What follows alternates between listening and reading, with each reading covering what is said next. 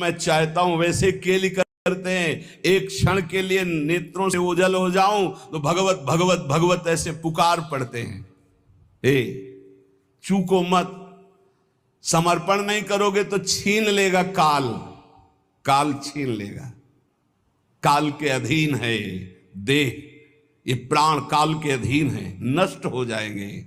समर्पित कर दो, नष्ट होने वाली चीज तो अविनाशी मिल जाएगा। जन्म जन्मांतर से जिस महासुख के लिए भटक रहे हैं, कहीं समर्पण जाके लिखा पढ़ी नहीं करवानी है, बस आपको प्रश्न का उत्तर देना है। और प्रश्न जब आता है तो प्रश्न के रूप में नहीं आता है, समस्या के रूप में आता है। ध्यान रखना, हमारे अध्यात्म का प्रश्न ऐसे नहीं आता कि आओ बैठो उत्तर दीजिए, खड़े होइए, ये इतने प्रश्न का उत्तर मुख से दीजिए, इतने लिखित दीजिए, ऐसा नहीं होता कुछ। यहां घटना होती है। अब उस घटना में तुम्हारा ज्ञान विज्ञान खींच लिया जाएगा। अब तुम बोलो, इसका उत्तर दो, संसार की तरफ हो या हरि की तरफ। और अगर उस समय नारद जी की तरह, जैसे नारद जी का सब कुछ अपहरण हो गया, तभी उनको वो राजकुमारी प्यारी लगी, उस समय भी वो सोचते हैं कि हरि के समान हित करने वाला मेरा कोई नहीं। और एकांत में हरि की शरण में होके कहते हैं, जेहि विधि होए नाथ हित मुरा, करहु सुबेगी दास में तोरा। बलिहारी है, आचार्य हैं भक्ति के, प्रचंड माया की स्थिति में वो कह रहे हैं, जेहि विधि होए नाथ हित मुरा, करहु सुबेगी। क्या बिगड़ा? कुछ नहीं। तिरस्कार, अपमान, निष्कासन, नाना प्रकार की विपरीत परिस्थितियां, उस समय तुम किस पक्ष में हो? इष्ट और गुरु के पक्ष में हो या स्वजन संबंधी व्यवस्था, बैंक बैलेंस, अपनी संपत्ति, अपनी नौकरी, अपना वैभव, क्या किधर हो? ये उत्तर है, उत्तर। और एक सेकंड में कॉपी जांच ली जाती है। आपका उत्तर आया तो उसी क्लास में रहोगे, क्लास से तो नीचे नहीं जाओगे, ना में भक्ता प्रणश्यति, पर ऊपर भी नहीं उठ पाओगे। अभी फिर पढ़ो, फिर आएगी समस्या रूपी प्रश्न। इस मार्ग में प्रश्न के दो स्वरूप हैं, एक भयंकर लुभावना सुहावना, दो भयंकर, एक प्रश्न, एक लुभावना और सुहावना। इतना सुखद जो कभी सोचा था कल्पना में, वो भोगने को मिलेगा। अब उस समय प्रश्न है, वो भोगोगे या प्रभु? अगर आपको है नहीं नहीं नाथ बचाओ बचाओ, प्रभु करुणा में, नहीं नहीं मैं फिसल सकता हूं, प्रभु मुझे बचाओ, तो सच्ची मानिए दृश्य ही गायब हो जाएगा, वो दृश्य ही ले रहेगा लुभावना, वहां हरि मिलेगी पक्का। करऊं सदा तिनके रखवारी, जिमि बालक राखे महतारी। पर हमें लगता है एकांत समय है, वो भगवान की इच्छा सामग्री आई, भोगो भाई, सुख सामग्री स्वीकृति, भगवान की स्वीकृति नहीं की तो गए। लुभावना सुहावना प्रश्न और भयंकर प्रश्न, ये दो जीवन में आते हैं। हाथ जोड़कर प्रार्थना है, सौदा बहुत सस्ता है भगवत प्राप्ति का, बस तुमको केवल उत्तर देना है।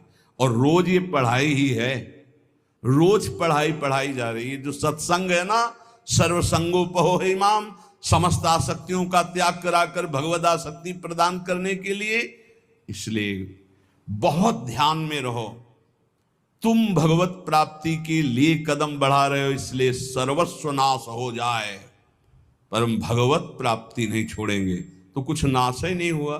क्योंकि जो नाशवान है वो तो केवल नाटक था माया का, कुछ नष्ट थोड़ी होना है, कुछ नष्ट नहीं होता, कुछ भी, केवल आकृति परिवर्तित होती है। आग आग में, जल जल में, पृथ्वी पृथ्वी में, वायु वायु में, आकाश आकाश में, भगवान का अंश भगवान स्वरूप है। क्या नष्ट हुआ? कुछ नहीं। आपका परम मंगल हो जाएगा यदि आप प्रभु के पक्ष में रहेंगे। उपासक जीवन भर कदम अपने प्रभु के पाले में रखे, उस पाले में न रख दे, पर चूक हो जाती है। अगर आप प्रभु के पाले से कदम न हटाएं तो आपके लिए प्रभु सब कुछ बनने के लिए तैयार है। सच्ची मान लेना, हमारी बात को हृदय से समझ लीजिए। आपको लग रहा है यदि मैं संसार के पक्ष में नहीं हुआ तो नष्ट हो जाऊंगा, और हम कह रहे हैं अगर प्रभु के पक्ष में हो गए तो तुम्हारा संसार भी शाश्वत हो जाएगा, तुमको संसार में भी गोविंद ही नजर आएगा, वही शाश्वत सच्चिदानंद। जैसे रस्सी में सांप भास रहा है तो ना पहले सांप था, ना मध्य में सांप है, ना आखिरी में सांप रहेगा। सांप की जो भावना बनी वो मूल रस्सी में बनी। ऐसे ही ब्रह्म में ही ये संसार है, रस्सी में ही सांप भास रहा है। ऐसे ही श्री कृष्ण में ही ये नानात्व भास रहा है। मत्ता परतरम नान्यत किंचित अस्ति धनंजय, मेरे सिवा हे अर्जुन कुछ नहीं है। ना पहले कुछ था, ना अब कुछ है, ना आगे कुछ है। तो पाला में पैर रख श्री कृष्ण के, मैं आपके पक्ष में हूं। ये बिल्कुल सत्य समझ लीजिए। कभी भी प्रश्न आ सकता है, दिन रात कभी भी आ सकता है। आपको एक बात केवल पकड़नी, हमारा पक्ष प्रभु से है। सब कुछ नष्ट हो जाए, प्रभु को नहीं छोड़ सकते। हम कैसे भी हैं, कुछ नष्ट नहीं होगा, स्वयं प्रभु ही सब कुछ बने हैं, पक्का विश्वास। हमारी चूक हो जाती है, भगवान को छोड़कर और मायाकृत वस्तु व्यक्ति स्थान का आश्रय ले लेते, बहुत दूर हो जाते हैं इष्ट और गुरु। प्यारी जू और प्यारे जू परस्पर एक ही तत्व है।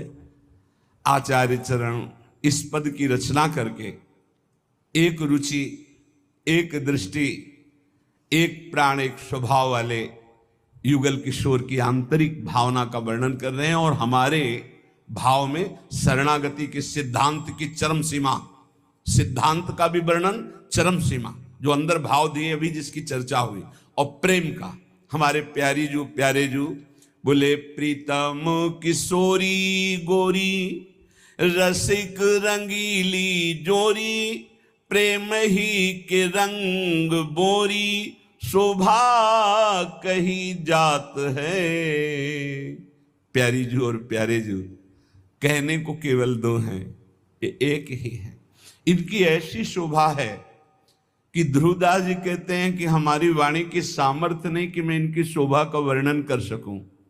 युगल सरकार ऐसे अतुलनीय आनंददाता, ऐसा अद्भुत असीम सौंदर्य, कह रहे प्रेम के ही रंग में डूबी हुई ये जुगल सरकार की प्रीतम और गोरी किशोरी की जोरी। वाणी की सामर्थ्य नहीं कि मैं इनकी शोभा, इनकी महिमा, इनके प्रेम का वर्णन कर सकूं। एक प्राण, एक वैस, एक ही स्वभाव चाओ, एक बात दूनी के मन ही सुहात है। एक कुंज, एक सेज, एक पट ओढ़े बैठे, एक एक बीरी दो खंडी खंडी खात हैं। एक रस एक प्राण, एक दृष्टि हित ध्रुव, हेरी हेरी बढ़े चौप, क्यों ना आघात है। प्रीतम किशोरी गोरी, ये रसिक रंगीली जोरी, प्रेम ही के रंग बोरी, शोभा कही जात है। हमारी प्यारी जू प्यारे जू एक प्राण, एक ही अवस्था, एक ही स्वभाव, एक ही भाव चाव, एक ही बात दोनों को, दोनों के मन में एक ही बात आती। ऐसे हमारे युगल सरकार की जो सहज करुणामयी स्वामिनी की कृपा से लीला स्थली का आश्रय और उपासना मिली, अब हमको चूकना नहीं है। किसी से हम कह रहे थे भाई कुछ भी हो श्री जी को मत छोड़ना। श्री जी को छोड़ दिया तो फिर ये अथाह समुद्र है, तुम निकल नहीं पाओगे। और अंदर से श्री जी को पकड़े रहे तो समुद्र ही नहीं रहेगा, सूखा ही जाएगा। बड़ी करुणामयी श्री जी।